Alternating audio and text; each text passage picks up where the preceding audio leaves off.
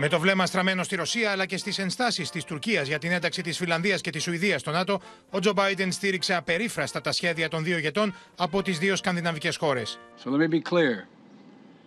New members joining NATO is not a threat to any nation. It never has been. In the face of aggression, NATO has not grown weaker or more divided. It has grown stronger, more united. Στην Άγκυρα πάντως ο Ταγίπ Ερντογάν ζητά επανειλημμένα ανταλλάγματα για να πει ναι στην ένταξη των δύο χωρών στη συμμαχία.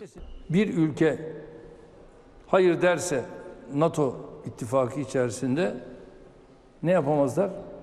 O ülkeyi alamazlar. As NATO allies, we will commit to Turkey's security just as Turkey will commit to our security.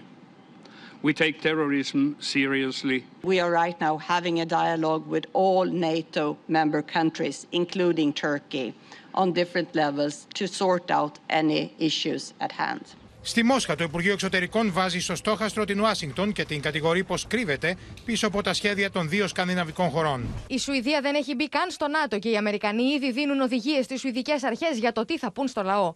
Γιατί δεν διεξάγεται δημοψήφισμα στη Σουηδία? Επειδή κανείς δεν λαμβάνει υπόψη το σουηδικό λαό και ήδη οι Αμερικανοί αποφασίζουν για τους Σουηδούς. Πάντως, όλα τα μέλη του ΝΑΤΟ πλην της Τουρκίας προσανατολίζονται σε μια ταχεία ένταξη της Φινλανδίας και της Σουηδίας στη συμμαχία. You're hoping to get this achieved in the coming months. So what, by the summer, by the end of the year? Ideally, I think we'd like to see it done in a couple of months. That's the goal. Την ίδια ώρα η Ολλανδία και η Γερμανία τονίζουν πως πρέπει να αντιμετωπιστούν άμεσα οι ενστάσεις της Τουρκίας. We hebben allemaal kennis genomen van de uitspraken van zowel de minister van Buitenlandse Zaken Çavuşoğlu van Turkije als de staatspresident Erdogan.